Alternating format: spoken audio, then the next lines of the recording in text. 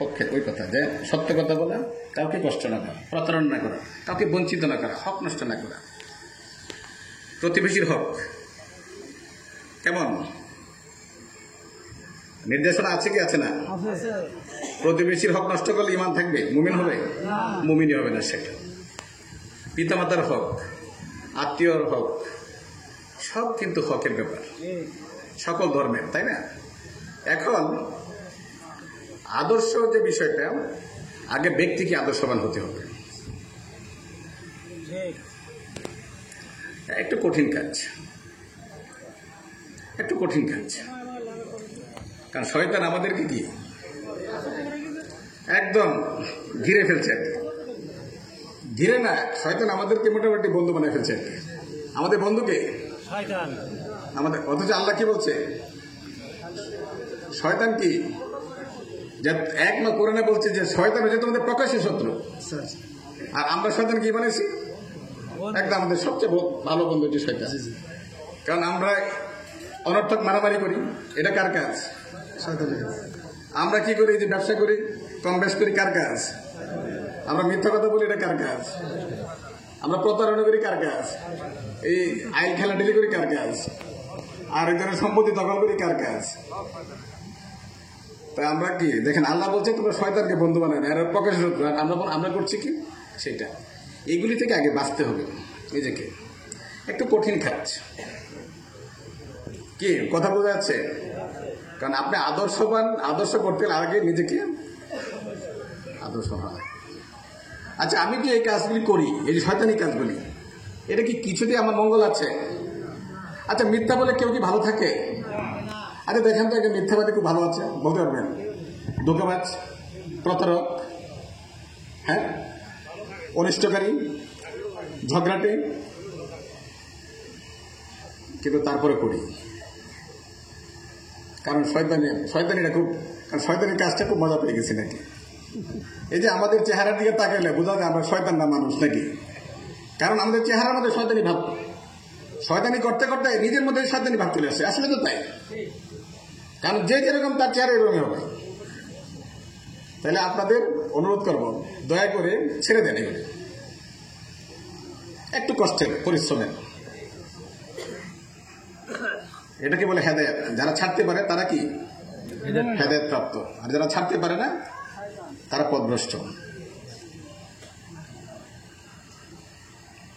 আমরা পথভ্রষ্টের দলে কতজন আর হেদায়েতের দলে কতজন? একটু হাত তুলবেন নাকি? না কেউ হাত তুলবেন না মনে হয়, কারণ হাত তুললে কিন্তু সবাই হাত তুলতে হবে।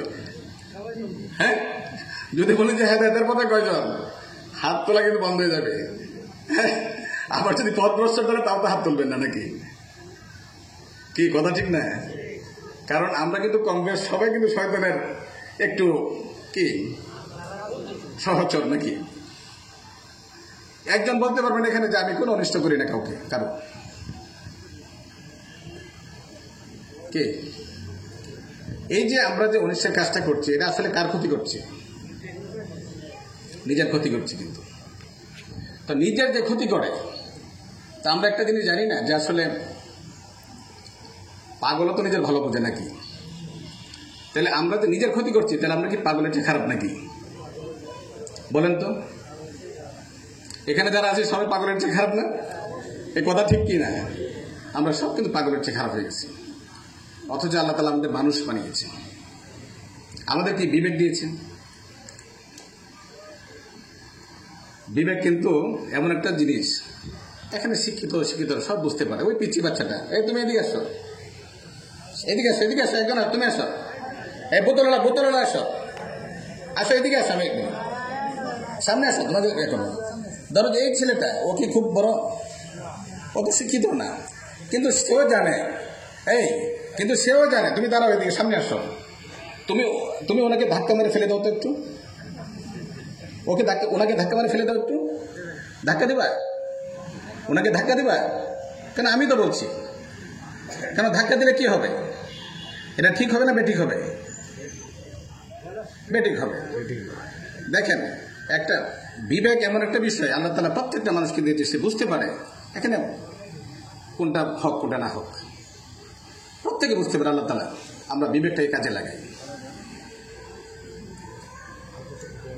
ঠিক আছে, আমরা যদি বিবেকবান হই, একটু নিজেকে একটু মানুষ করি, একটু নিজেকে কি করি, আল্লাহ আমাদের কি হিসেবে তৈরি করছে? মানুষ। মানুষ কি আশরাফুল মাখলুকাত। আর পৃথিবীতে সবচেয়ে নিকৃষ্ট কে? সেই মানুষই কিন্তু চতুষ্পদী জন্তুর চেয়ে নিকৃষ্ট। যখন আমি অমানুষের কাজ করব তখন আর মানুষ থাকবো না।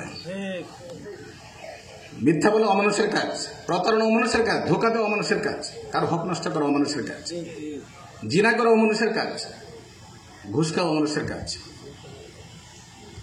তাহলে কি? তাহলে আপনার এখানে কিন্তু মাঝখানে কিছু নাই, হয় আপনার মানুষ, না হলে কি পশুর চেয়েও খারাপ, এটা কুকুরের চেয়েও খারাপ। আল্লাহ তাআলা বলেন চতুষ্পদী জন্তুর চেয়ে নিকৃষ্ট। আদর্শ হওয়ার আগে তো আমার এই বয়ানি করতে হবে আগে, নাকি? আমি বলে দিলাম যে আদর্শ গ্রাম, তো মানুষটা আদর্শ না, আদর্শ কেমন হবে, তাই না? তো এটা কিন্তু খুবই সম্ভব। আমাদের মানুষ হিসাবে কিছু দায়িত্ব আছে আমাদের। আমরা যে কোরআন হাদিস ধর্মের, এখানে সকল ধর্মের আমি দেখেছি সার কথা কিন্তু একটাই, মানবতা। কোনো ধর্ম কি এর অনুমতি দিয়েছে? কারো হক নষ্ট করতে অনুমতি দিয়েছে? মারামারির অনুমতি দিয়েছে? কাউকে কষ্ট দেওয়ার অনুমতি দিয়েছে? কোনো ধর্মে দেয় নাকি? তা আমরা যদি কমপক্ষে একটু চিন্তা করি যে আমি, বা একটা নিয়ত করে ফেলি যে আজকে থেকে আমি কারো যদি উপকার নাও করতে পারি, ক্ষতি করবো না, কি ক্ষতি করবো না আমরা। আর আমাদের একটা দায়িত্ব আছে। দায়িত্বটা কি? আল্লাহ তাআলা বলছেন না, তোমাদের প্রত্যেকে জিজ্ঞাসা করা হবে। আমরা কি প্রত্যেকে জিজ্ঞাসিত হব? চোখ বন্ধ করে থাকলে হবে নাকি? এখন আমি জেলা প্রশাসক আছি, আমি ঘুমাচ্ছি, দিছি খুব ভাব নাকি, আমাকে জিজ্ঞাসা করা হবে এই 22 লক্ষ লোকের জন্য তুমি কি করেছো? এই আপনার এই গ্রামের মধ্যে যারা আছেন, এই গ্রামের মধ্যে যারা আপনারা মুরব্বী, যারা মনে করেন যে আপনারা কি এই গ্রামের কি মাতব্বর, অথবা কি সমাজদার, অথবা দায়িত্বশীল, আপনাদের জিজ্ঞেস করবে এই গ্রামের কেন একটা লোক অন্যায় করেছিল।